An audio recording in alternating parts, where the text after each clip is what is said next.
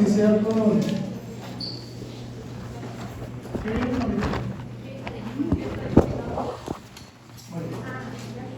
¿Qué aprendió?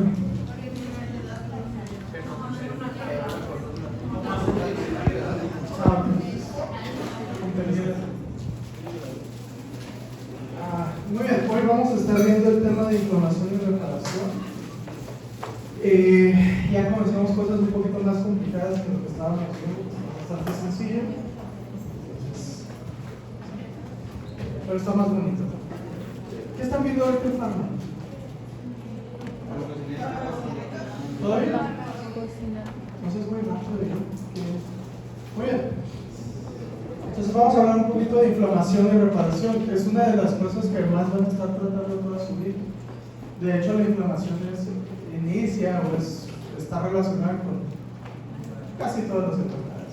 Entonces es un concepto que como médicos pues deberíamos de saber comprender, por lo menos lo básico y saber manejarlo. ¿Qué es la inflamación? Es una respuesta de los tejidos vascularizados a infecciones y infecciones o daño tisular. Okay. Ese es un punto importante. Nomás leyendo allí, ¿cuáles creen ustedes que son los factores, los agentes o los componentes que están involucrados en un proceso inflamatorio?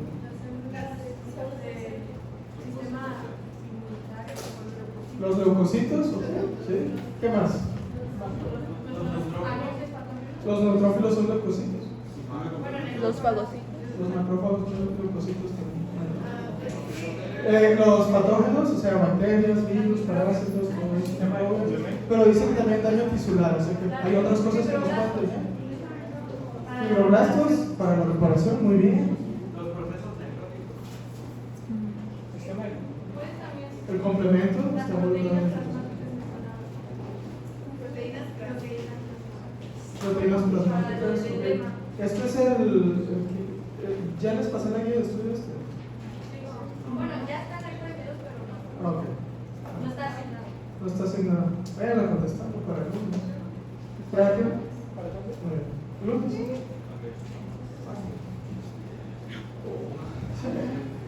Bueno. Y entonces creo que sí vamos a Muy bien, entonces les faltó algo aquí. ¿Qué componente creen que les falta? ¿Eh? ¿Qué membrana? El endotelio, muy bien, entonces los vasos sanguíneos. ¿Okay? Ahí lo dice, es una respuesta de los tejidos que vascularizados. Okay, entonces, bueno, esa palabra nos dice que el vaso sanguíneo es un componente también bastante importante en los procesos inflamatorios. Entonces, pues, a manera de ejemplo, en esta imagen podemos ilustrar una astilla, entra o rompe la continuidad de la piel. Y entonces, ¿qué pasa? Pues lo más probable es que la astilla que estaba en la madera de, no sé, un árbol o algo que estaba por ahí en contacto con la espina, pues debe de traer bacterias. Entonces, las bacterias son identificadas por leucocitos que forman parte de la respuesta inmune primaria y entonces van a señalar a estas estructuras o estos patógenos y van a iniciar una respuesta inflamatoria donde llevan a cabo citocinas, quimiosinas, etcétera, que estimulan para que lleguen más células y nos vayan a ayudar. ¿Okay? Pero ¿dónde están las demás células que van a ayudar normalmente? Circulando en la sangre. ¿Okay? Entonces es por eso que el vaso sanguíneo es uno de los componentes importantes. Si ustedes han comenzado a leer el capítulo, van a tener lo que son los signos cardinales de la inflamación. No sé si leyeron algo de eso. ¿Cuáles son los signos? Ok, en primeros auxilios ya lo vieron. ¿Cuáles son los signos cardinales de la inflamación? Dolor, edema o tumoración, rubor, enrojecimiento, calor. Ok, ¿algún otro? Pérdida de la función. Muy bien, esos son los 5 signos cardinales. Originalmente eran 4, que era calor, rubor, que es el enrojecimiento, tumor, que es el edema que ocurre. Tumor se le llama, bueno, la raíz de esa palabra es un crecimiento, una masa o algo que está ocupando espacio, ¿no? No es que aparezca un cáncer, ¿sí? No lo vamos a confundir. Y dolor. Y el último, pues, es la pérdida de la función, o functio la S. Entonces, pues los primeros 4 van muy de la mano con cambios que ocurren en el vaso sanguíneo. ¿Por qué tenemos calor en una zona que está inflamada?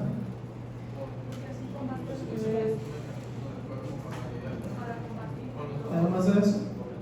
Porque, por ejemplo, ustedes que están jugando fútbol, se esguinzan el tobillo, no hay una infección, pero está caliente el tobillo. ¿Por qué? Aumento del flujo sanguíneo, muy bien. Entonces, al aumentar el flujo sanguíneo, aumenta la temperatura de la zona. Rubor, ¿por qué? Se esguinzan nuevamente y además de estar caliente la zona del tobillo, está rojo. Igual, por aumento del flujo sanguíneo. Tumor, ¿por qué? O sea, edema, está hinchado. Porque se rompen los vasos sanguíneos. Ok, hay aumento de la permeabilidad vascular y entonces el líquido que hay en el espacio vascular sale al espacio intersticial, tenemos edema. Dolor por liberación de citocinas inflamatorias, entonces ahí hay una cadena de otras moléculas que se van a producir que causan dolor. De hecho lo van a ver también en Pharma, entonces esta clase es complementaria, o sea, complementa. Y perder la función, pues por todo lo demás que ya está ocurriendo en el paciente.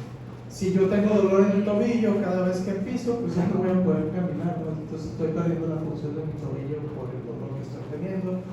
Bueno.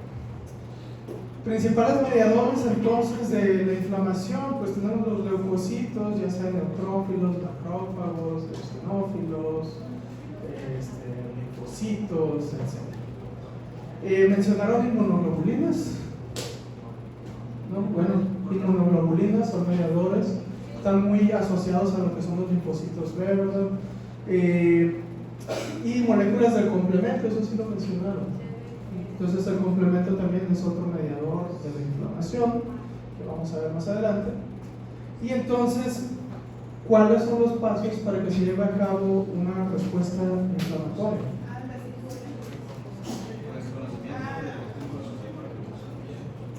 Okay. Reconocimiento del estímulo nocivo, puede ser un patógeno o puede ser un daño tisular que haya ocurrido. ¿Qué más? Reclutamiento de leucocitos, ¿cómo es eso?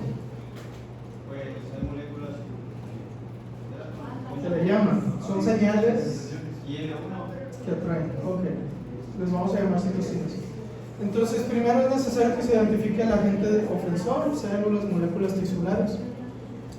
Normalmente estas moléculas las llamamos patrones moleculares asociados a, y entonces tenemos 2 tipos, daño y patógenos. Okay, ahorita vamos a explicar un poquito más qué son esos patrones moleculares. Luego dijeron que debe de haber un reclutamiento, entonces tiene que haber reclutamiento de leucocitos, proteínas, y eso es mediado por moléculas que les llamamos quimiosinas o citocinas. ¿Sí? Luego, ¿qué sigue? Activación de qué?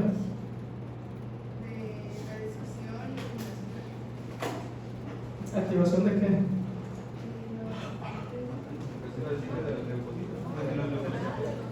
De los agentes inflamatorios, que pueden ser leucocitos, activación del complemento, ya en la zona de, bueno, los inmunoglobulinas, etc. Y luego, ¿qué pasa? Una vez que se activa, ¿qué va a ocurrir? Lo mencionaban ahorita, destrucción y eliminación del agente ofensor. Y ahora, ¿qué necesitamos ahora, una vez que ya destruimos al agente ofensor?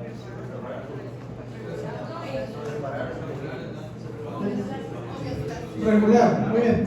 Algo que me gusta decirles mucho es que los agentes inflamatorios, por ejemplo los leucocitos, los macrófagos, los neutrófilos, generalmente son como policías, pero digamos que están en una plaza y les dicen que alguien robó, no sé, una joyería, ¿no? Y entonces llegan los policías y en vez de dispararles solamente a los culpables, avientan una granada y afectan a la gente que está alrededor. ¿Sí? Muy pocas veces son específicos, o por lo menos en la mayoría de los. Entonces, si ya mataron a los culpables o a los sospechosos, todavía tienen granadas que están dispuestos a aventar para todos lados. Entonces necesitamos a alguien que les diga, ya mátale. ¿Sí? Esa es la regulación. ¿Sí? Frenar el proceso inflamatorio, porque si no, ¿qué va a pasar con el tejido que hay alrededor? Se va a dañar más de lo que necesitamos. ¿Sí? Doctor, tengo una duda, pero eso no puede ser general, es general en todos los padecimientos inflamatorios. Sí, pero hay un proceso que lo regula. Entonces, si no hubiera un proceso que regulara esta inflamación, tendríamos problemas, ¿sí? Entonces, normalmente, por ejemplo, vamos a la astilla. Ustedes se astillan, ¿qué pasa?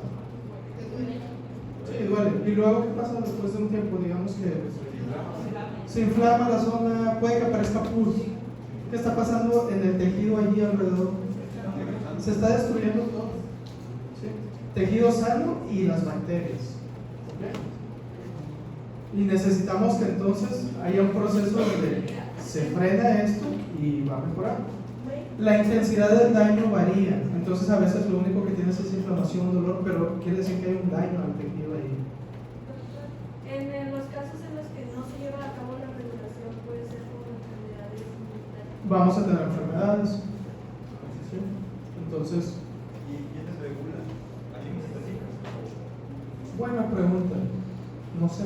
No sé. Lo vamos a ver ahorita. Esto es como un trasfondo todavía. Vamos a empezar. Entonces debe de haber una regulación para controlar la inflamación y terminar el proceso inflamatorio. Entonces todo lo que comienza tenemos que terminarlo. Si no, si sigue constante nos va a afectar. ¿Ok? Y después de la regulación que sigue, ahí lo tienen.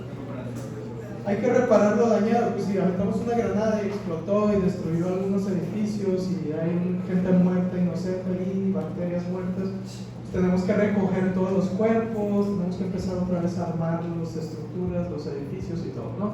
Entonces el proceso de reparación, ¿ok?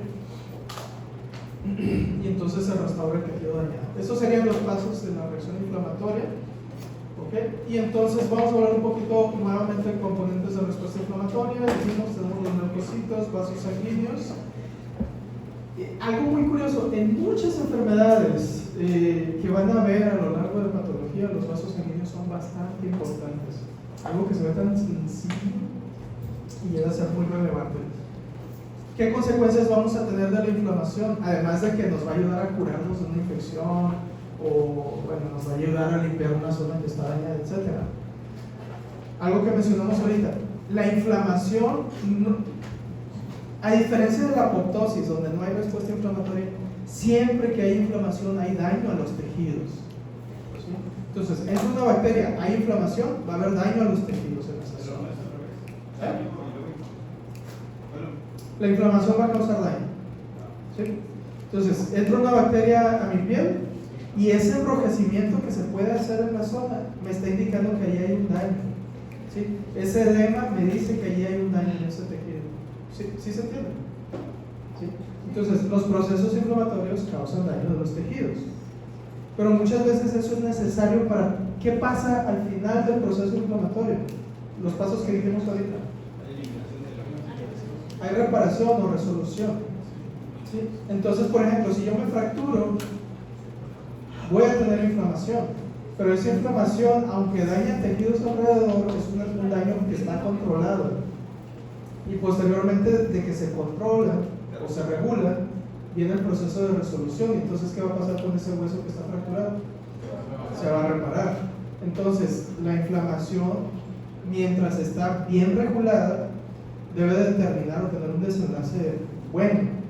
Pero tenemos que reconocer que la inflamación daña los tejidos.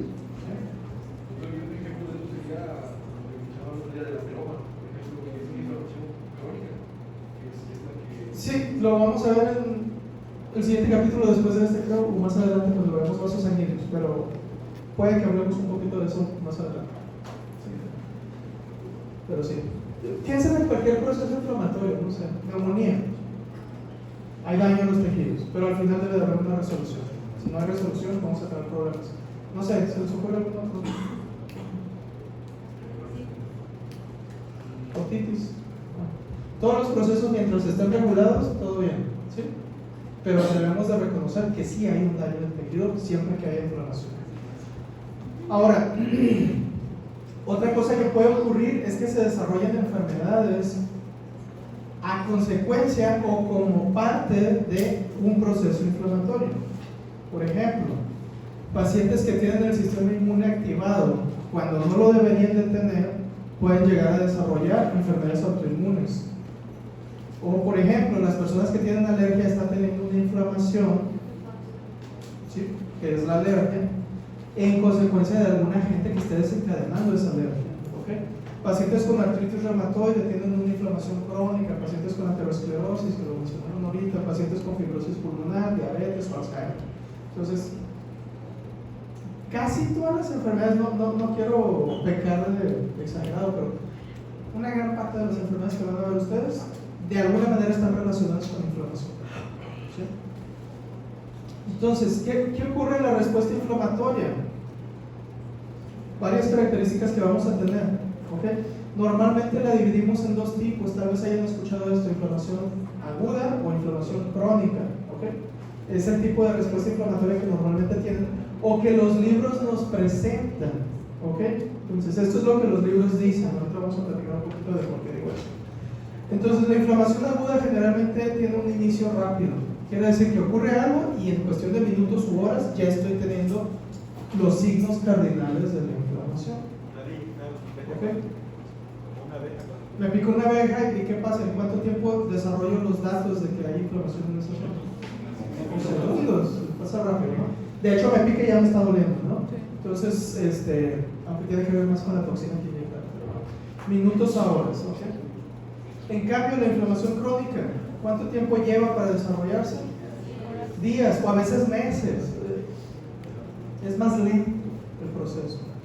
¿Okay? El infiltrado que vamos a ver, y por infiltrado me refiero a que si yo tomara biopsia, las células que voy a ver allí son diferentes. Entonces, en la inflamación aguda, ¿qué células lo caracterizan? Neutrófilos, muy bien.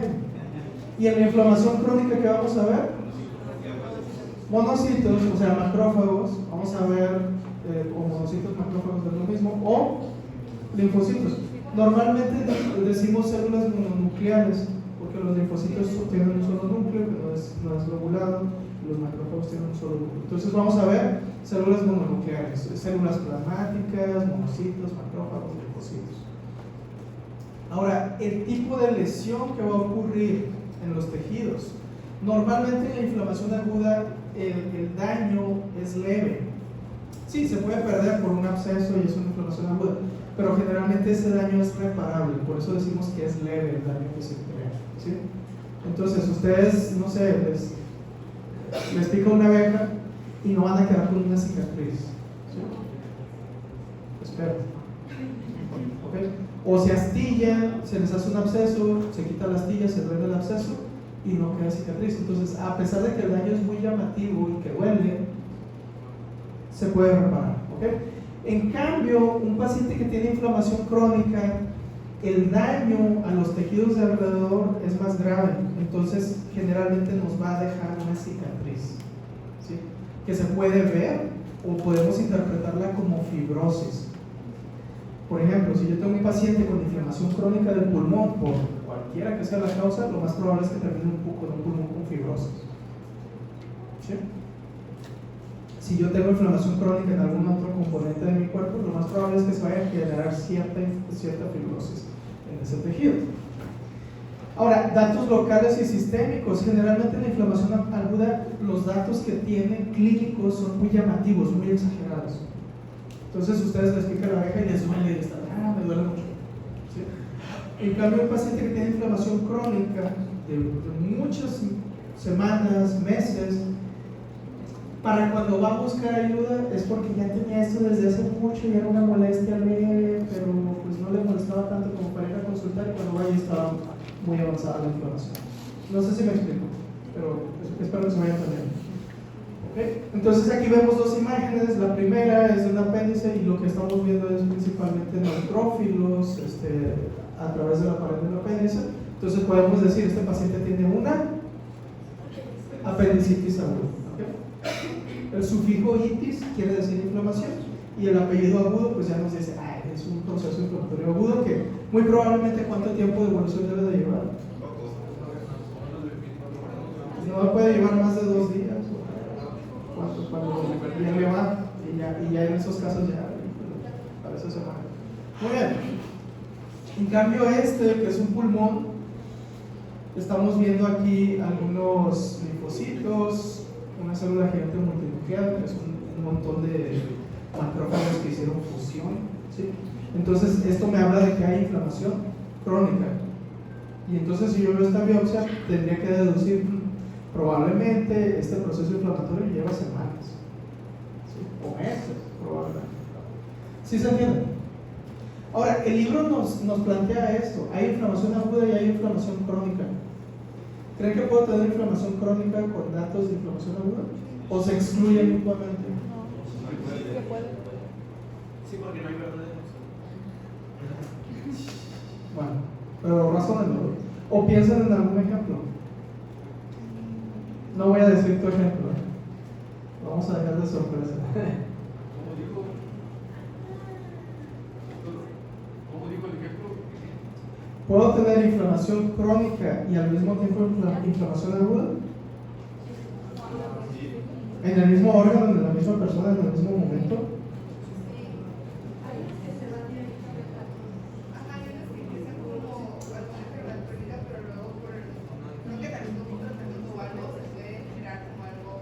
Sí, pues, por ejemplo, puede ser el cáncer, que es dependiendo del tipo de cáncer, que hay inflamación, pues cuando se diagnostica es crónica, pero hay momentos en los que es muy repentina.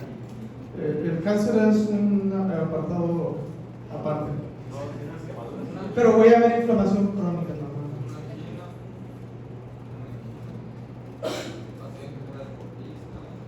¿Vieron infecciones por hongos? Esporotricosis y eso. Okay. Normalmente en la piel las infecciones de hongos llevan tiempo. No salen en un día o en 3 días como una infección bacteriana. Llevan un proceso más lento. Entonces, si yo tomo biopsia de una infección por hongos, generalmente veo células plasmáticas, macrófagos y neutrófilos. Entonces, tengo un proceso inflamatorio agudo y crónico. ¿Sí? Otro, una apendicitis, digamos que no es muy grave como para que se perfore el apéndice, pero puede que el paciente sobreviva a la apendicitis, pero lo que está irritando sigue allí constante. ¿Qué va a pasar? Van a llegar macrófagos, van a llegar linfocitos, van a llegar células plasmáticas y van a crear fibrosis alrededor del apéndice. Muy raramente ocurre, pero ocurre en algunas personas. Y entonces se forma fibrosis alrededor del apéndice. A veces inclusive cuando se perfora se forma fibrosis alrededor. Y el paciente llega un mes después de que todavía tiene dolor. Pasa mucho con pacientes que vienen de ranchos. Y dicen, es que empecé hace 3 semanas con un dolor bien intenso. Luego como que se me bajó un poco, pero ahorita ya no lo aguanto otra vez. Y se tiene que quitar todo el ciego, o sea, donde está el apéndice y parte del colon. Y cuando tú lo ves, trae unos neutrófilos, trae macrófagos, trae fibroblastos que ya están preparados. Entonces, no hay un absoluto de que o es inflamación aguda o es inflamación crónica. A veces se pueden entremezclar. Y entonces podemos ver el proceso de transición entre un proceso agudo que se vuelve crónico, o a veces tenemos procesos crónicos que se agudizan, ¿sí? Entonces podemos tener una mezcla entre ellos. ¿Sí se entienden? ¿Ahora sí? Ok. Muy bien. Y el crónico se puede agudizar, ¿sí? Ahí tendrás tú que definir. Entonces, ¿cómo podremos saber? Bueno, de una apendicitis le estoy haciendo la historia clínica al paciente y empezó como algo agudo y se volvió crónico. En cambio, es que no quiero mencionar uno, pero una gastritis crónica se puede perforar y se agudiza, ¿sí? Entonces, tú sabes que el paciente ya tenía meses con el dolor y de repente se ulceró, se perforó y ahora trae un dolor intenso, entonces se agudizó.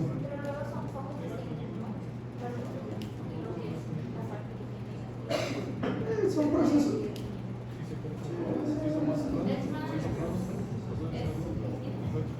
Sí. Usted, No. el ejemplo que usted dio ahorita de la perforación del intestino, ¿no sería bastante agudo crónico? La perforación de una gastritis. No, tengo gastritis crónica, porque siempre es crónica inicialmente, a menos que sea por algún fármaco, y de repente va adelgazando la pared del estómago hasta que se perfora el estómago y entonces hay inflamación aguda también. No sé si me explico. Aunque normalmente vienen muy de la mano. Muy bien, causas de inflamación que podemos tener, que se les vengan a la mente, están ahí, pero piensen un poco. Causas o agentes que nos provocan inflamación. Traumatismos, muy bien. Entonces esos vendrían con daño tisular, ¿ok? Infecciones, que es lo como que más fácil de mencionar. Entonces cualquier infección, bacterias, virus, parásitos, no sé qué más pueden infectarlos. Desde la toxina es una reacción muy Toxinas. ¿A qué te refieres con toxina? el ejemplo de la red. De la abeja. Ok, es una reacción inmune. Sí. Ahí lo podemos dejar como reacciones inmunes, entonces lo podemos poner acá. Cuerpos extraños, suturas, astillas, polvos, sustancias inmunes. O sea, gran parte de las cosas, el único requisito que tienen que cumplir es que causen algún daño o sean patógenos. Entonces con eso ya vamos a tener una reacción inflamatoria. ¿Qué necesitamos para iniciar la inflamación? Reconocimiento del agente inflamatorio o del proceso que está ofendiendo el cuerpo. Es que teníamos de que las alergias entrarían, o sea, en el punto anterior, entrarían en reacciones inmunes o bueno. Reacciones inmunes. Luego vamos a ver un capítulo entero de inmunidad. Y desearán no haber vivido.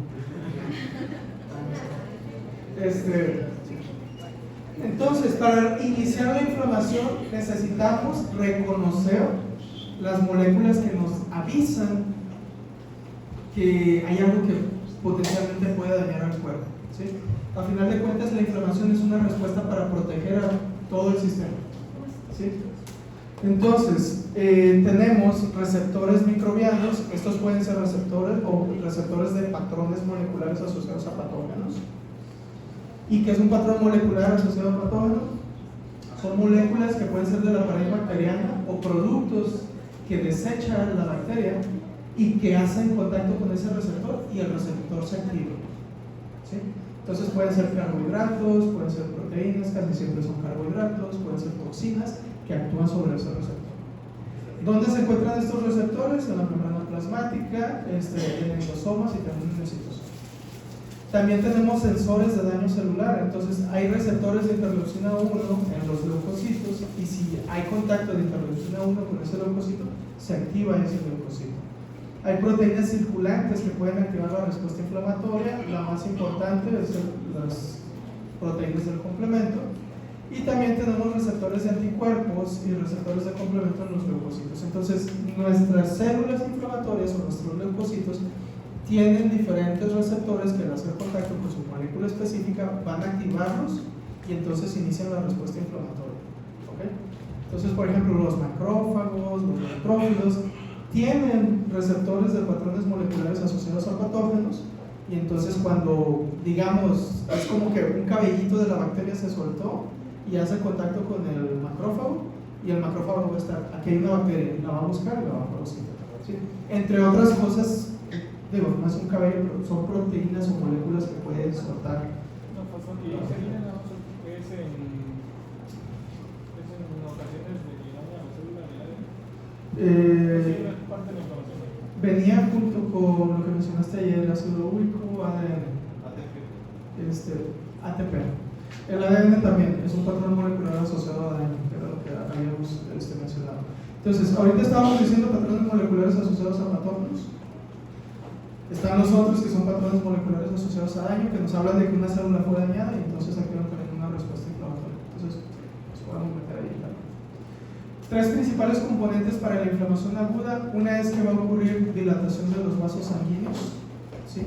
O en otras palabras, vasodilatación. ¿Qué ocurre cuando hay vasodilatación? Aumenta el flujo sanguíneo en esa zona. ¿Lo vieron en físico? Vasodilatación. Vasodilatación. Aumenta el flujo. ¿Qué disminuye? La presión. No lo puse aquí. Muy bien, no lo puse. Disminuye la velocidad del riego sanguíneo, pero aumenta el flujo. ¿Ok? Qué raro, ¿no? ¿Lo vieron, no? En físico. Sí. Son leyes de. Se me olvidó cómo se llama. Bernoulli. ¿El principio de Bernoulli? No, vieron el principio de Bernoulli. Lo deberían de haber visto. Sí, la prepa. Sí, lo vimos. Sí lo vieron, sí lo vieron. Eso es básico. Cuando un fluido va a través de algo que tiene un diámetro grande y tiene que pasar posteriormente a algo que tiene un diámetro más pequeño, ¿qué pasa con la velocidad? aumenta. Y cuando pasa de algo más delgado a algo más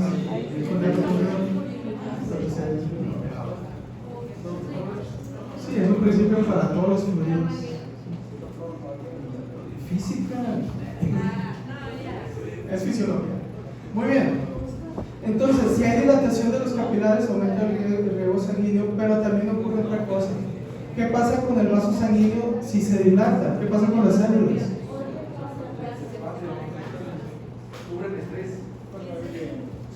Digamos que ustedes están agarrados uno a otro así y les dicen, tienen que separarse más, y entonces se quedan agarrados así. ¿Cuál va a ser más resistente para evitar que alguien pase? Si están así o si están así. Cuando están más juntos. Entonces, ¿qué pasa con el endotelio cuando hay vasodilatación? Aumenta su permeabilidad porque va a estar un poquito más distendido, más separado, entre otras cosas que van a favorecer el aumento de la permeabilidad. Entonces hay aumento de la permeabilidad. ¿Y qué va a pasar con eso? Van a salir líquido, vamos a tener edema, y también algunas proteínas que hay en el plasma van a tener capacidad de salir. Además de que facilita que los leucocitos también salgan, aunque los leucocitos necesitan otros pasos para poder moverse de adentro del vaso sanguíneo. Y finalmente vamos a tener otro componente que es migración de leucocitos del capilar hacia el foco de lesión y activación de los leucocitos. ¿Okay? Entonces, bueno, cambios en el flujo sanguíneo, ya lo dijimos, hay vasodilatación, hay incremento en el flujo sanguíneo, pero disminuye la velocidad sanguínea. ¿Eso qué hace? Es como cuando van en una carretera. No sé si les ha pasado, van en una, ¿cómo se llama? Autopista o una avenida rápida y van por el centro y dicen, tengo que agarrar esta salida. No pueden salir directamente, ¿no? Pues espero que no lo hagan. ¿Qué van a hacer? Saben que la salida está a 500 metros, claro. Se orillan primero, ¿no? Y la salida probablemente sea en 90 grados, entonces no pueden salir a la misma velocidad que tienen que salir. Disminuir la velocidad. Aquí pasa algo parecido, hay vasodilatación, aumenta el flujo sanguíneo, o sea, vamos a tener más leucocitos, pero disminuye la velocidad para facilitar que el leucocito salga.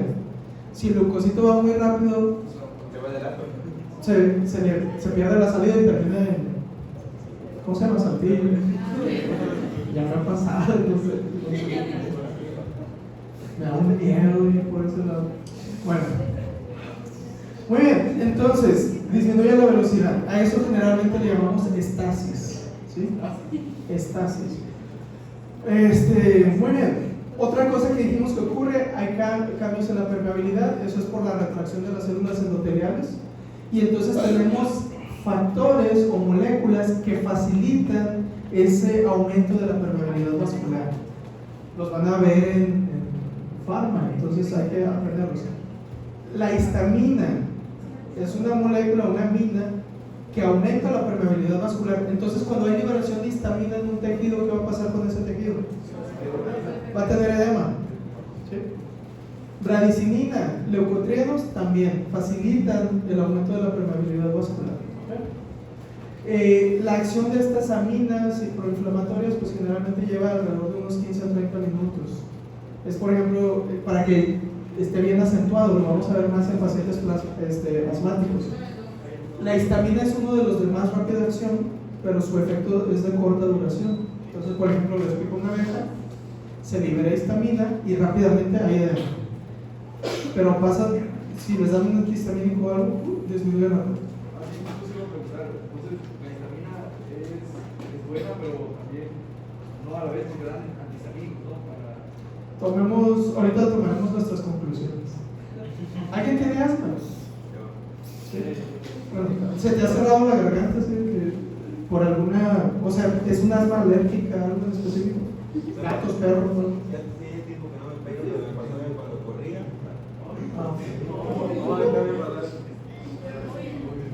Y con algo que se desencadena por algún animalito o algo. Pelusa de animales, ok. Cuando tienen contacto con eso, cuando se estimula el ejercicio, pero más el contacto con la caspa de los animales, se libera histamina. Entonces, la histamina es buena, esa sensación que tienes. No, ¿verdad? Entonces depende.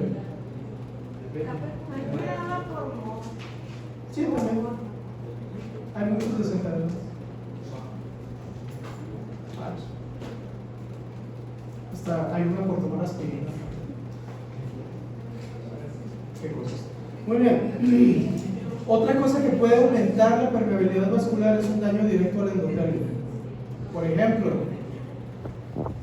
si nos cortamos, o si nos golpeamos, o si nos fracturamos, hay una lesión endotelial directamente. Entonces, eso es. Y otra cosa que aumenta la permeabilidad vascular es la translitosis, que es el paso de los leucocitos a través de los vasos sanguíneos. Entonces, ¿qué vamos a tener con ese aumento de la permeabilidad? Salida de proteínas y salida de líquido, que nos va a dar lugar a un edema. A eso normalmente le vamos a llamar también exudado. Muy bien. Miren, es como esto.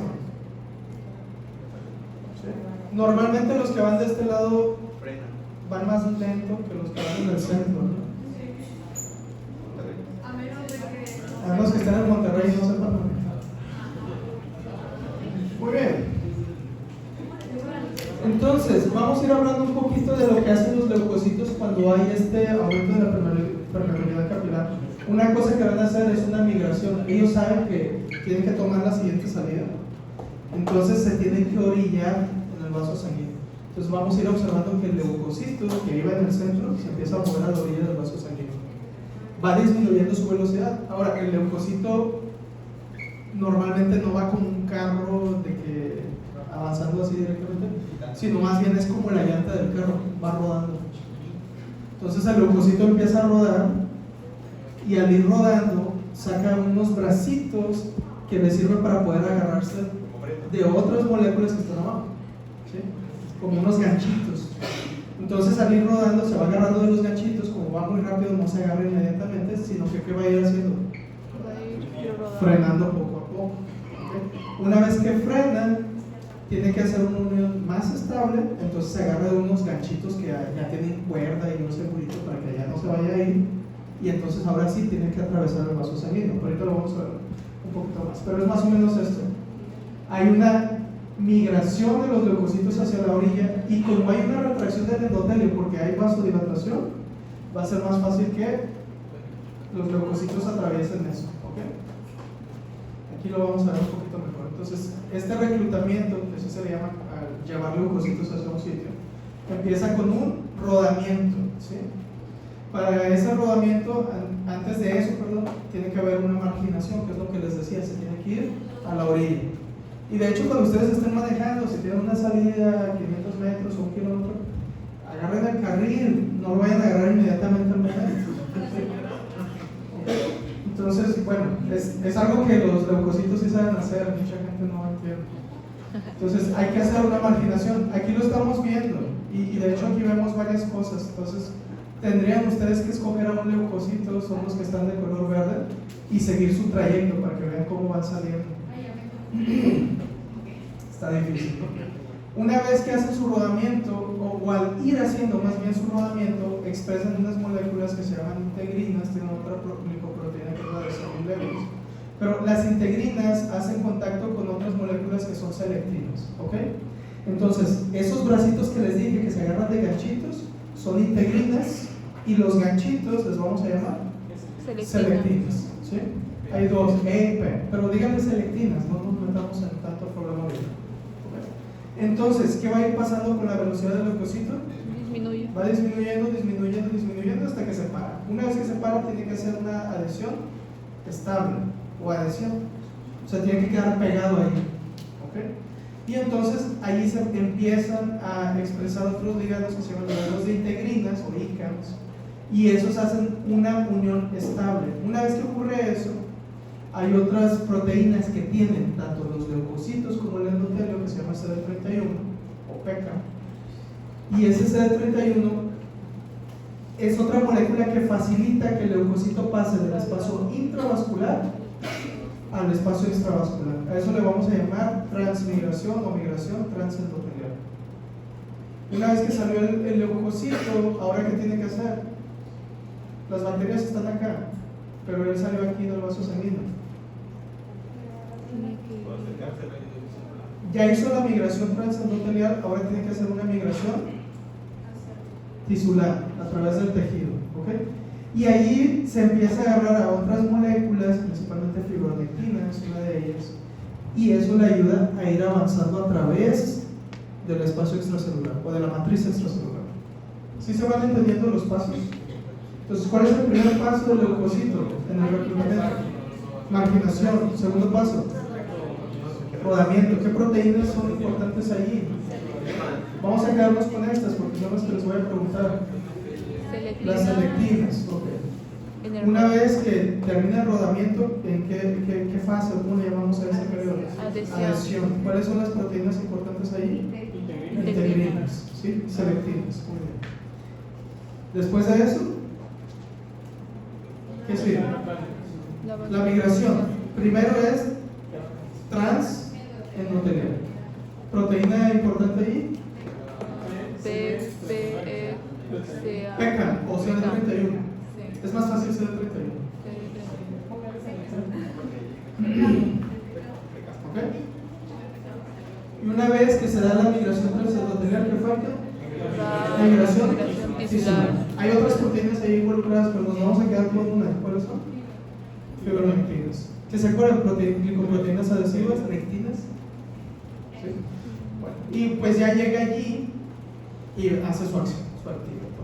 Entonces, a ver si podemos agarrar algún leucocito. Hay uno bien bonito que sale, pero que era este. Bueno, ya sale.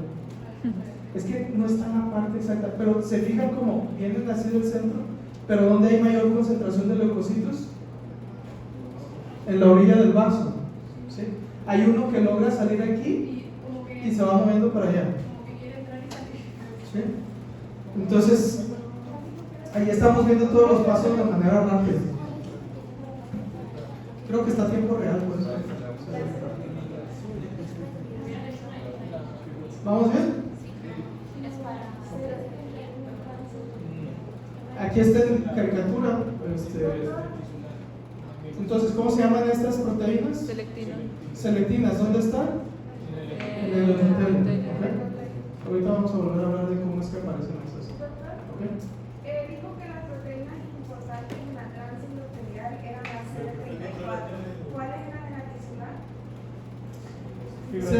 Para la migración transendotelial CD31.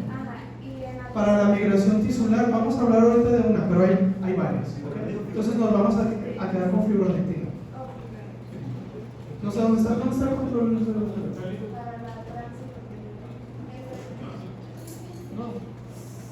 No, es que están buscando el control de la tele. Es del celular. Préstame el celular. No lo tenemos nosotros. Muy bien, entonces, bueno. Aquí podemos ver también que este es en vivo, en tejido vivo también. Y aquí pueden ver un poquito también la migración, el rodamiento y luego la migración transendotelial y la migración tisular. Va por ahí. No sé si alcanzan a ver un leucocito que sale por aquí y se va bien rápido. Entonces, me dio pena.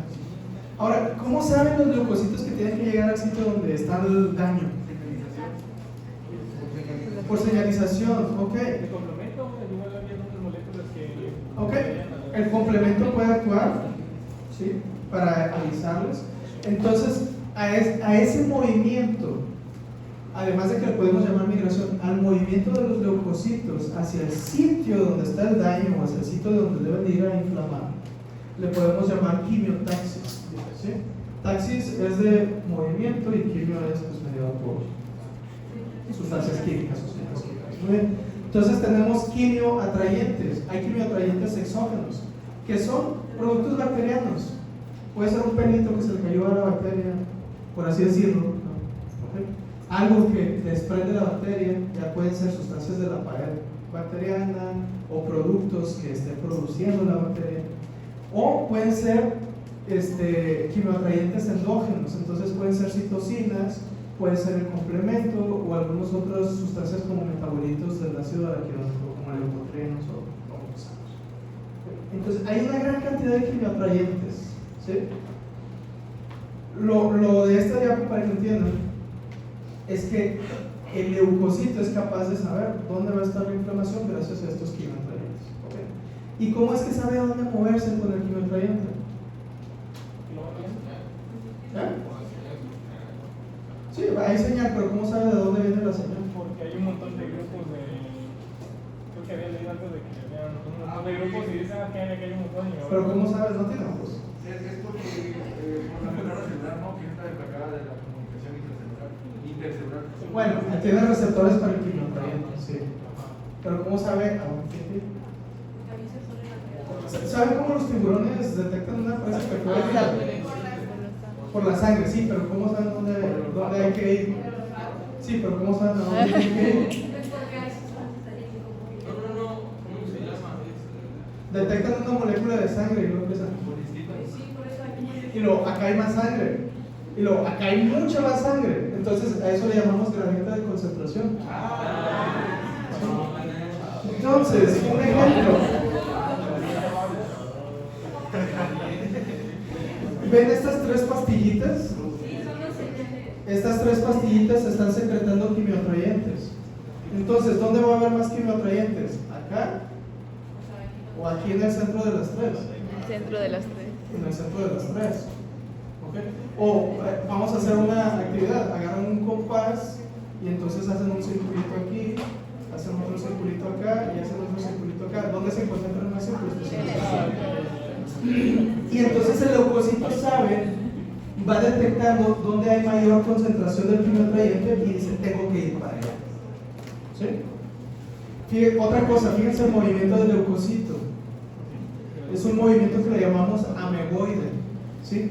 Va extendiendo su citoplasma, su membrana plasmática y a través de proteínas de actina va avanzando. Hace esto y avanza. Es como una masa de una tortilla de harina que extendiera y luego se contrae, pero hacia donde la extendiera. Y luego la vuelven a extender. Una masa de harina. No funciona con la harina de maíz, tiene que ser la harina de trigo. Que es más chiclosa y deliciosa. Muy bien. No, realmente el maíz también está rico. ¿Come tortilla?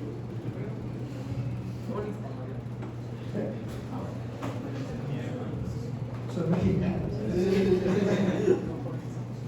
Es como preguntarme a un brasileño si hay una condición. O si comen pan de queso. ¿En serio? A mí me afectaría si no hubiera salsas. El tío de mi esposa me mandó una salsa de Brasil súper picante.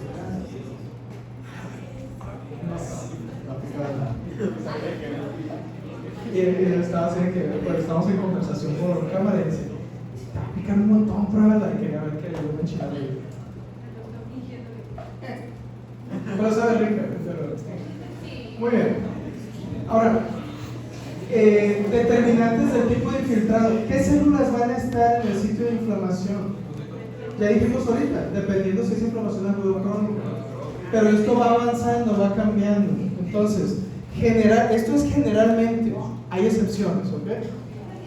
Entonces, generalmente, en las primeras 6 a 24 horas de un estado inflamatorio agudo, o sea, de un daño agudo, como una infección, un traumatismo, etc., las células que vamos a ver son neutrófilos. ¿Por qué neutrófilos? ¿Han visto una biometría hemática? Ok. Creo que vamos a tener que ver una biometría hemática la próxima semana en el laboratorio, por favor. Esta no, la próxima. ¿Esta semana no va a haber laboratorio? Sí, los veo de rato. ¿Platicar? Nuestras vivencias. Está bien, relax. Ok. Agarran una biometría hemática y la dividimos en dos partes. Una es la serie roja, o sea, eritrocitos, ¿sí? Otra, bueno, tres partes. Otra es plaquetas y la otra es la serie blanca, los leucocitos. Pero los leucocitos sabemos que tenemos varios: neutrófilos, linfocitos, macrófagos, eosinófilos. Y si ustedes ven el diferencial, o sea, el conteo o el porcentaje, el mayor porcentaje de leucocitos son los neutrófilos. ¿Sí? Es como la policía municipal, bueno, se supone. Entonces, si hubiera un asalto, un robo o algo, ¿quiénes deberían ser los primeros en llegar? La policía municipal, la que más hay en el sitio, ¿no? En este caso los neutrófilos, ¿sí? Serían los primeros en llegar al sitio, ¿ok? Entonces, son más numerosos, también tienen mayor sensibilidad a las quimiosinas, tienen mayor capacidad de adhesión ¿a qué? A las alerginas P y E. Ya saben que son las alerginas, aquí no hay que mencionarlo, ¿verdad? Ahora, ¿por qué generalmente no están después de 24 horas? Porque Su tiempo de vida. Tienen una vida media Su tiempo de vida. corta, ¿sí? Entonces llegan, hacen su trabajo, se van. Ahora, entre 28 a 48 horas empiezan a aumentar los monocitos que van a dar lugar en el tejido a los macrófagos, ¿ok? Ahora, los monocitos van a estar inclusive más allá de 48 horas, dependiendo del proceso inflamatorio si se regula o no. ¿Por qué tienen esa capacidad? Porque tienen mayor capacidad de superregulación. Pueden sobrevivir años, ¿sí? Y además se pueden multiplicar en los tejidos. Los neutrófilos no tienen esa capacidad, los macrófagos sí. ¿Okay? Ahora, hay algunas excepciones a esta regla. Por ejemplo, pacientes que tienen infección por pseudomonas, aunque ya lleven una semana con su neumonía por pseudomonas o su otitis por pseudomonas, van a seguir teniendo neutrófilos. ¿Por qué? Porque siguen llegando constantemente. En una infección viral, generalmente, aunque sea aguda, o sea, aunque lleve unos cuantos días o unas cuantas horas, la célula que va a estar presente son linfocitos. En las infecciones virales, aunque sea aguda la infección viral, que sea de poco tiempo de evolución, la célula que esperamos ver son los linfocitos. Linfocitos. Linfocitos. Linfocitos. Linfocitos. Muy bien. En reacciones de hipersensibilidad podemos ver varios tipos de células dependiendo del tipo de reacción de hipersensibilidad. Más al rato, cuando veamos inmunidad, lo vamos a volver a retomar esto. Hay varios tipos de reacción de hipersensibilidad, entonces vamos a ver más monocitos, linfocitos, células plasmáticas. Y en reacciones alérgicas es más característico que veamos eosinófilos. Ahora, es más característico que lo veamos en los tejidos, pero también esto se va a manifestar en el paciente con una elevación de estas células en la sangre.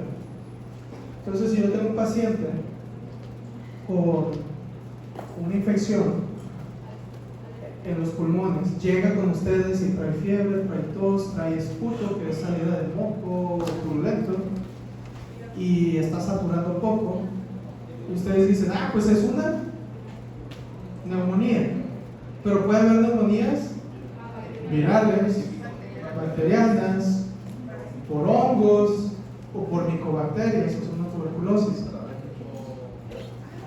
Pero ustedes le piden una biometría hemática. Si fuera una neumonía bacteriana, ¿qué células esperarían ustedes que estén más elevadas? Neutrófilos. ¿Okay? Pero si fuera influenza, linfocitos. Muy bien. Si fueran hongos, se pueden elevar neutrófilos y linfocitos. Ahí nos metemos en problemas. Y si fuera tuberculosis, a veces no se eleva nada, a veces pueden ser linfocitos o macrófagos o monocitos, ¿sí? Entonces, por lo menos les ayuda a distinguir entre bacteriano y viral. Y ya eso es mucho. ¿Sí? Entonces, típicamente, no es quédense con esto, hay excepciones, pero típicamente esto los puede ir guiando. ¿Sí? Yo tengo un paciente con dolor, cuadrante inferior derecho, o fosa ilíaca derecha, y digo, sospecho de una apendicitis, le pido una biometría hemática, ¿cómo van a salir sus neutrófilos? Llevas 6 horas de evolución del dolor. Van a salir elevados. Eso me confirma lo que yo estoy pensando. No es diagnóstico de apendicitis, pero me orienta. ¿Sí? ¿Sí se entiende? ¿Sí? Luego vamos a hablar de pruebas de laboratorio un poquito más.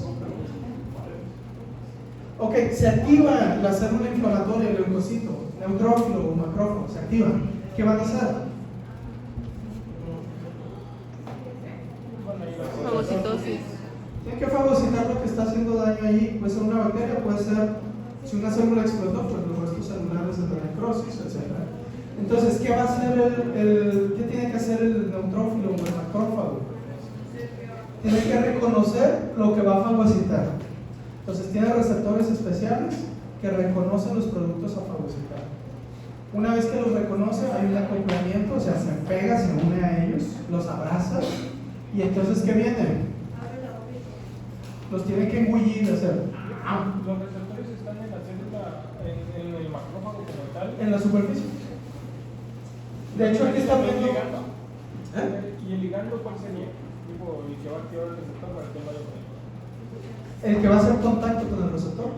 Son las situaciones No, son productos bacterianos, lipopolisacáridos o lo que tenga la bacteria. En caso de que sea alguna célula, entonces depende del componente que está ahí. ¿Sí?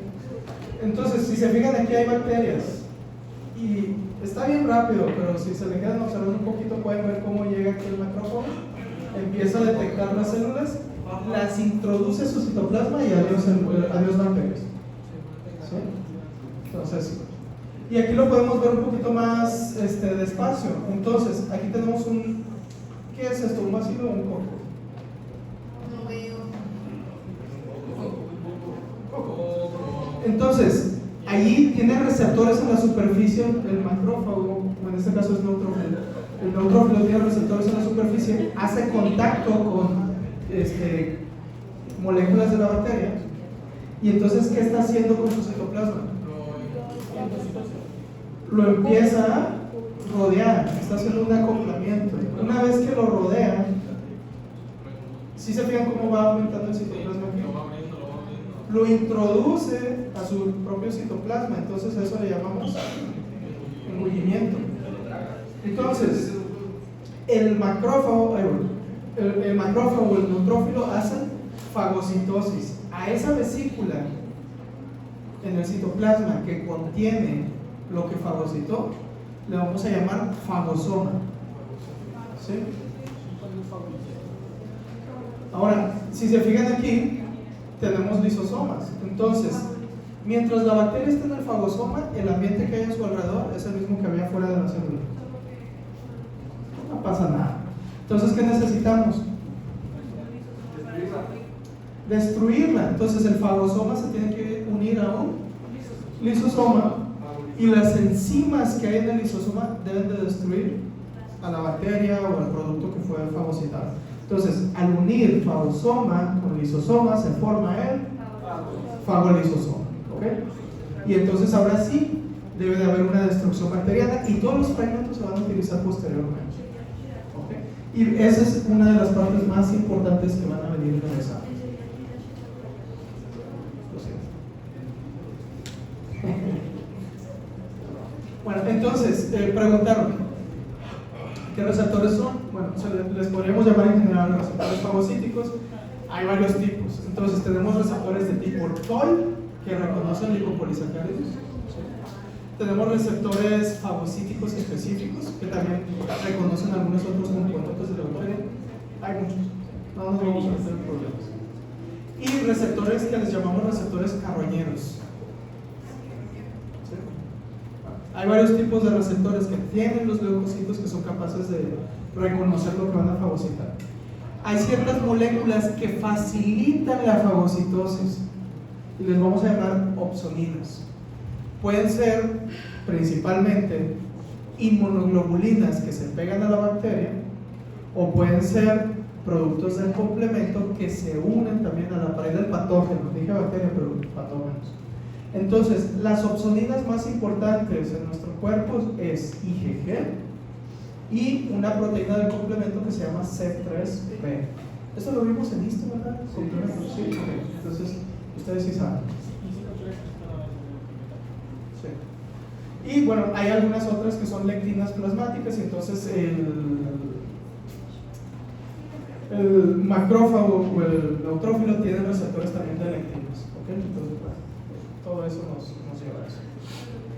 Entonces, nuevamente, hay un reconocimiento, hay un acoplamiento, hay un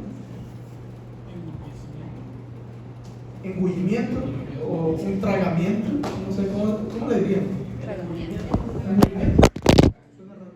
Se traga el patógeno. Y entonces, adentro, pues está la bacteria bien feliz, el patógeno. ¿Dentro de qué estructura? El fagosoma. ¿Se va a destruir ahí? No, ¿qué necesitamos? Enzimas destructoras que están en el lisosoma. Entonces necesitamos agarrar el fagosoma, unirlo al lisosoma y por arte de magia, no sé, pero se forma el fagolisosoma. Y ahora sí, pobre patógeno, porque ¿qué le va a pasar? Se va a destruir. ¿Okay? Bien. Tenemos otras sustancias, además de las enzimas lisosomales. Una de ellas es la mieloperoxidasa, lo mencionamos como formación de radicales libres. Y entonces la mieloperoxidasa agarra un radical libre y lo hace todavía más agresivo. El radical libre es peróxido y gracias a la mieloperoxidasa se transforma en hipoclorito y con una reacción de Fenton se transforma en un radical hidroxilo. ¿Okay? Y estos son radicales libres más fuertes. ¿Sí? Que el peróxido. ¿Sí? Entonces, también aquí está involucrado lo que es el óxido nítrico. El óxido nítrico puede favorecer la formación de otros radicales libres derivados del óxido nítrico y también facilitan la fagocitosis. ¿Okay? Entonces, la fagocitosis realmente es un proceso, ¿sí?, que inicia desde el reconocimiento de la bacteria hasta la destrucción. Hay enfermedades donde no se une el fagosoma con el lisosoma y entonces no se finaliza la fagocitosis. Como el síndrome de Sheridan-Higashi. Muy bien, ¿sí se acuerdan? ¿O lo vieron con alguien más? No, lo vimos solo conmigo. Entonces, además de las enzimas lisosomales, estos leucocitos se apoyan de radicales libres para poder degradar los componentes de los patógenos. ¿Okay? Los neutrófilos principalmente son los que tienen mieloperoxidasa y entonces este va a ser el sistema bactericida más potente que vamos a tener, el sistema mieloperoxidasa. ¿Alguien se ha cortado alguna vez y le han echado peróxido en la herida? ¿Y qué pasa con el peróxido? Hace burbujitas. ¿Saben por qué hace burbujas? Es la mieloperoxidasa de los neutrófilos. Descompone el peróxido y entonces se hacen esas burbujitas. Sí, daña tejidos. No se limpian heridas con peróxido. Pero dato curioso, se pueden lavar los dientes con peróxido y pueden quedar blancos. ¿Y eso? Te agarras una gasita, la mojas con peróxido y ya te enjuagas, no vas a dejar ahí. ¿Han visto los pastas dentales con blanqueador? Vean los ingredientes. Peróxido.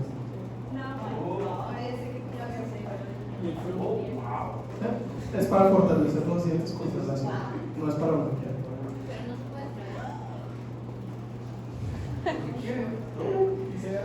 Los astronautas lo traemos en el espacio. ¿Eh? Ayuda a descomponer el cerumen, por eso es que muchos se echan eso. ¿Eh? Pero si tienes un tapón. No toma flúor, pero tomado.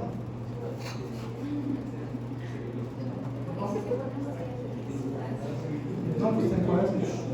O sea, no te lo estás. No hay gárgaras. Les va a doler. ¿Han hecho gárgaras con isodina? Isodina. También duele. Entonces, aquí vemos un neutrófilo normal en un paciente que no tiene un proceso inflamatorio, pero si hubiera una inflamación importante bacteriana, ¿qué pasa con el neutrófilo? Sus gránulos se activan. La reacción proteína. ¿Eh? Más síntesis de proteínas. No, los gránulos azurófilos que normalmente son neutros, que no se ven, se activan, entonces adquieren una coloración con la tensión. Pero alrededor es. Sí, son los puntitos que se ven violentos. Entonces, esto también pasa en pacientes con apendicitis, les toman una biometría hemática y es muy probable que encuentren este tipo de neutrófilos, ¿sí? Que no son normales. Entonces, si ustedes ven una frotis de sangre con este tipo de neutrófilos, pueden imaginar que el paciente tiene un proceso inflamatorio bacteriano importante. ¿Cómo vamos aquí? Faltan 15 minutos.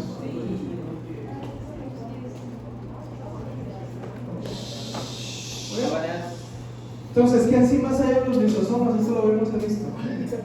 Tenemos gránulos secundarios, gránulos primarios. Bueno, de los gránulos secundarios tenemos lisosomas, colagenasas, gelatinosas, lactoferrina, etc.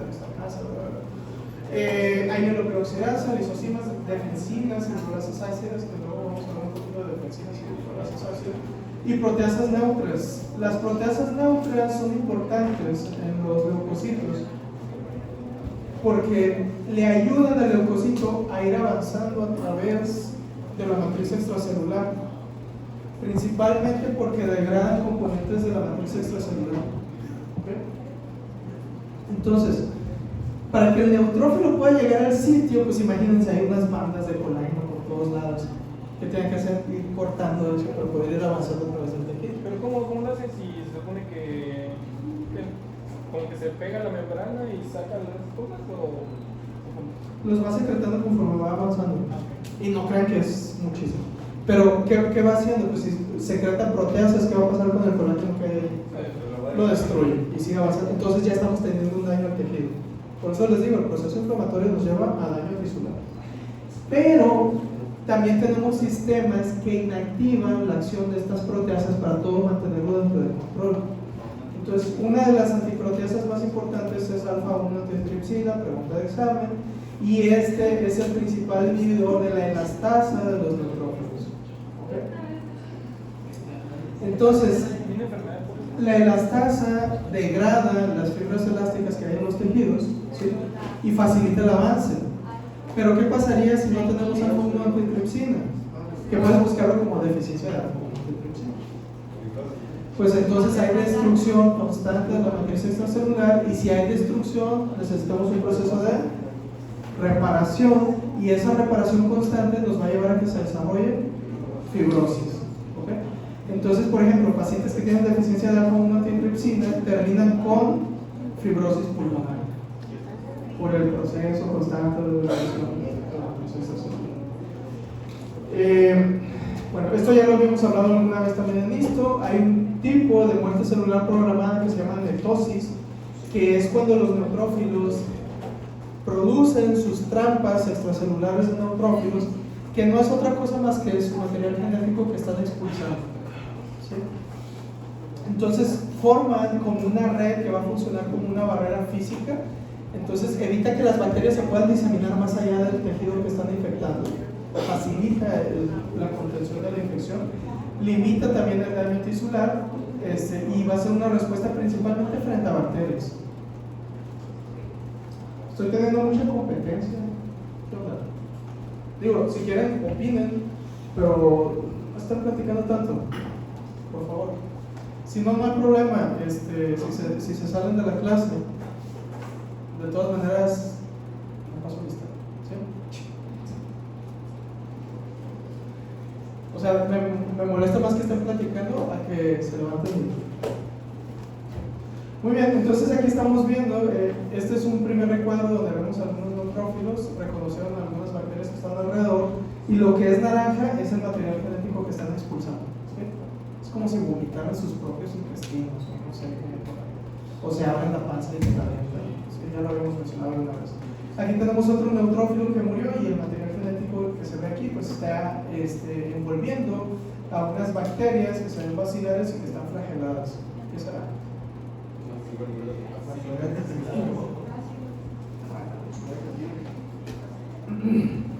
Ahora dijimos, vamos a tener daño con la inflamación. Eso es un sí o sí, va a haber daño.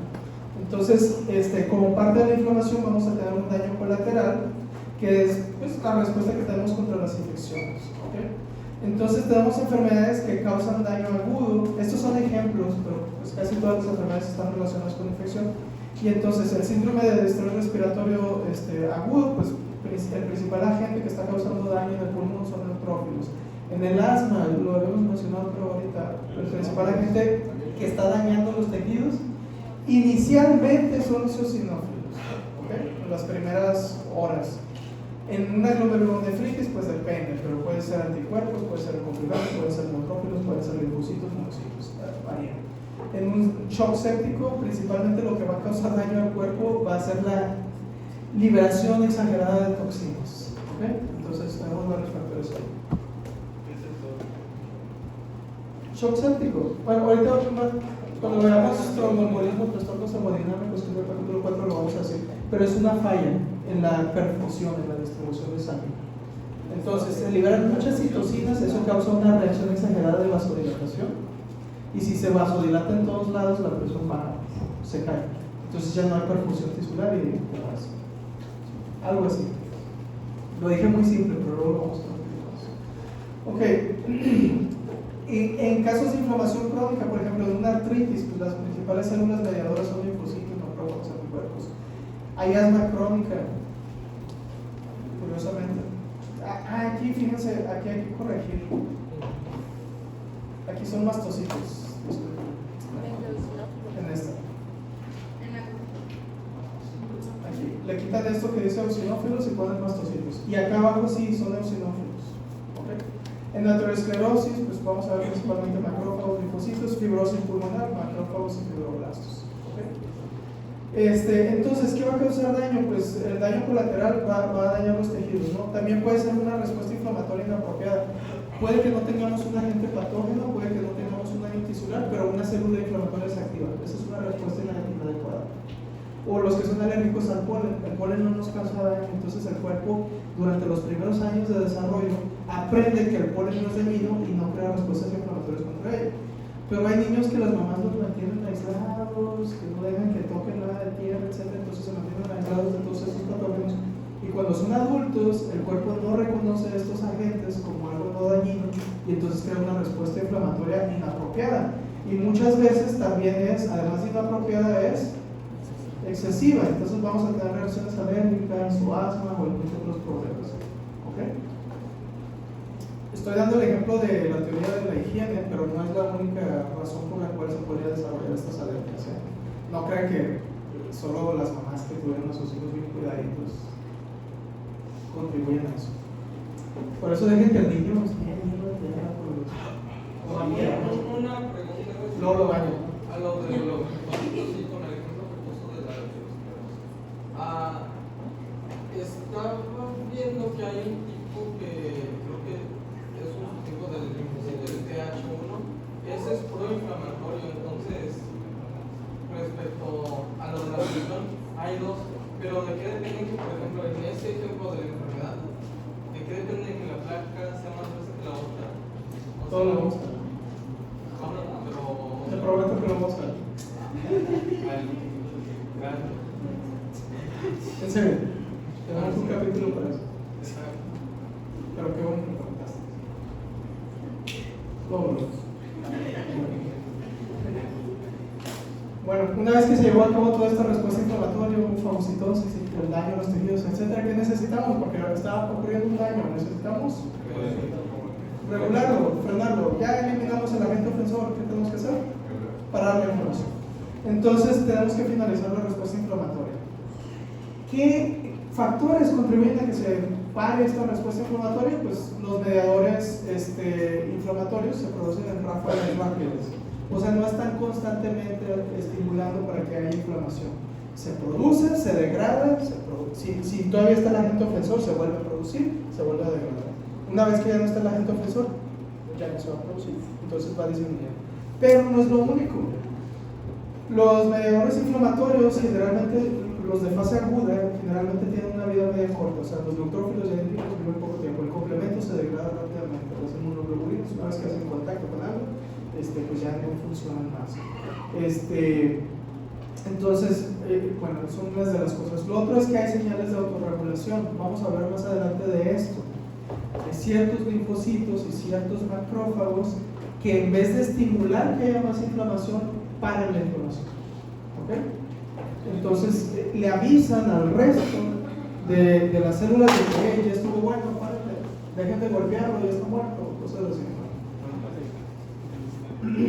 Bueno, lo otro es que la misma respuesta inflamatoria o la misma cascada inflamatoria que produce agentes proinflamatorios también produce al mismo tiempo o al final agentes antiinflamatorios. Entonces, todo se va regulando por sí solo. Entonces, los leucotrienos que favorecen la producción de lipoxinas, y luego tenemos algunas lipoxinas antiinflamatorias, y luego pues ya habíamos mencionado esto, hay macrófagos que producen factor transformante beta, y ese es una citocina o un factor de crecimiento antiinflamatorio, y tenemos interleucina 10 que es una citocina antiinflamatoria. Bueno, estos son algunos mediadores de inflamación. Esta tabla es bastante importante porque les resume qué efectos causa cada uno de estos mediadores. Vamos a hablar un poquito de esto y me avisan cuando sean las 12:30. Muy bien. Entonces, histamina, dijimos, principalmente los mastocitos lo pueden producir, también las plaquetas producen algo, por eso cuando tienen costra están compensando. Pues una de las razones. Entonces, ¿qué efecto tiene la histamina? Vasodilatación y aumento de la permeabilidad vascular, y también activa el endotelio para que exprese selectivas. Las prostaglandinas y los leucotrienos son producidos por los mastocitos, por los leucocitos, y causan vasodilatación, fiebre y dolor. Que no se les olvide. Todo esto, si se aprenden esta tablita o si la estudian, la parte de farma, cuando vean herpes y cuando vean corticoides, ¿sí?, debería de ser más fácil, porque ya entienden el fundamento. Citocinas que tenemos proinflamatorias, factor de necrosis tumoral, interleucina 1, interleucina 6, hay muchas otras, pero por mencionar algunas, generalmente tienen capacidad de activar el endotelio, entonces facilita la expresión de moléculas de adhesión, como por ejemplo, selectivinas, ¿qué más? Integrinas, etc. Pero también tienen efectos sistémicos. ¿Qué pueden causar? Fiebre. Otra cosa, cambian el metabolismo. Pueden causar hipotensión o terminar en un shock, si fueran demasiadas. Quimiosinas, ¿qué hacen? Factor activador de plaquetas, pues induce la vasodilatación, aumenta la permeabilidad vascular, y se le llama activador de plaquetas porque activa las plaquetas para que se degranulen y empiecen la cascada de coágulos. El complemento,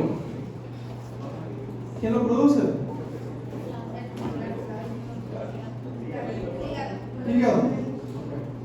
Y entonces está involucrado en el reconocimiento de patógenos, en la formación del complejo de ataque a la membrana. Esto lo vamos a ir viendo un poquito más adelante. Y tenemos quininas o cilinas, que son bradicinas, y otras más que también aumentan la permeabilidad. Es quimiotáctico, además de oxonina. Ok. Todavía quedan 5 minutos. Hablando de aminas vasoactivas, histamina sería el principal, también tiene cierta proporción de serotonina. ¿Alguien le ha dado alergia y le da diarrea? ¿Qué? Diarrea. Puede pasar con alguien que tiene alergias alimentarias. Alérgico a, no sé, la soya. Y de repente se y al baño. Uno de los mediadores de eso es la serotonina. Normalmente estos se almacenan en los mastocitos, en las células, en los basófilos, pero principalmente vamos a quedarnos con mastocitos, que es importante, y están ya preformados. Entonces aquí estamos viendo mastocitos y todo lo morado que está allí es porque tiene heparina e histamina. Cuando el mastocito se activa, se va a degranular y va a liberar todos estos gránulos de histamina, y entonces esto va a causar dilatación, con vasodilatación, aumento de la permeabilidad vascular. ¿Okay? O diarrea, si es serotonina, aumenta la peristalsis. ¿Cuándo se liberan o cuándo se degranulan los mastocitos? Está bien raro porque se pueden degranular por traumatismos.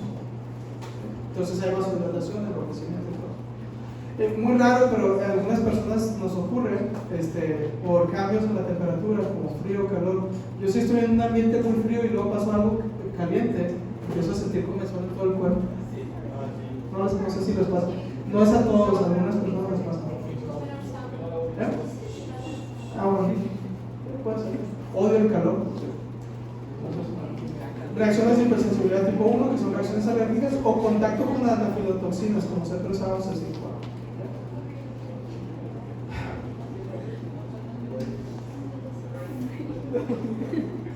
Hasta ahí lo vamos a ver.